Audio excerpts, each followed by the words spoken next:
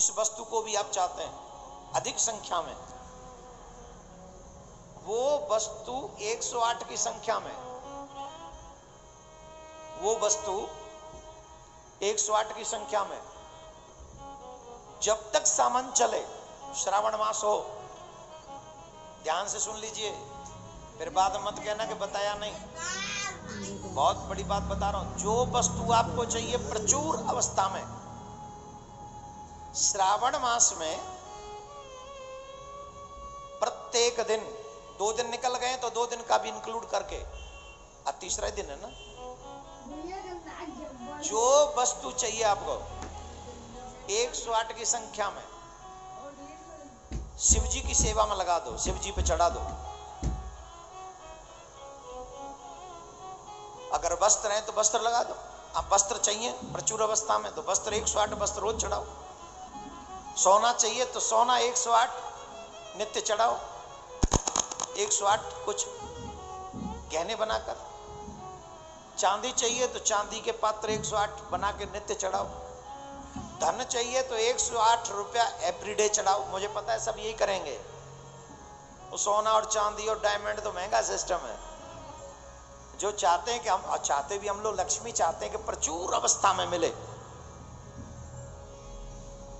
तो जो 108 की संख्या में कोई भी वस्तु श्रावण मास में जो शिव जी पर अर्पण करता है या शिव जी के कार्य को करने में लगाता है, उसके श्रावण मास पूर्ण होने पर करोड़ों गुना ज्यादा करके महादेव 1 साल में वापस कर देते। करोड़ों गुना, एक दिन में नहीं, 1 साल के भीतर भीतर। ब्याज के लिए कुछ दिन तो जमा करना पड़ेगा ना।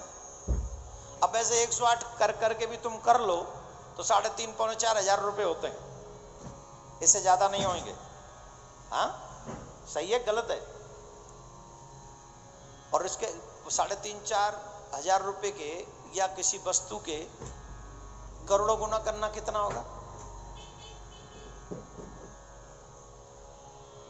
1 रुपए का 1 करोड़ अगर भगवान शिव लौटा, ये लिखा हुआ है तो बोल रहा हूं मैं आपको, ये मेरा वाक्य नहीं है, मेरी जिभ्या मत पकड़ना। लेकिन श्रद्धा से करोगे सब कुछ रिटर्न करोड़ों गुना संख्या में 1 साल के भीतर तुमको मिलेगा। श्रद्धा से करो। तो मैं तो इतना ही कहूंगा, हर दिन 108 रुपए निकालो और यही सोचो कि हमें 108 रुपए की इस पार्थिव शिवलिंग बनवानी।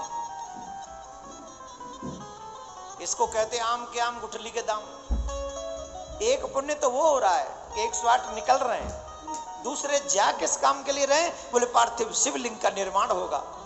तो एक पंथ 2 काम, पार्थिव शिवलिंग की स्थापना ही कई गुना ज्यादा फल दे देगी। तो इस श्रावण मास में कितना फलदायी है कि ना, कितना पुण्यदायी है मुझे पता है, मैंने पढ़ा है।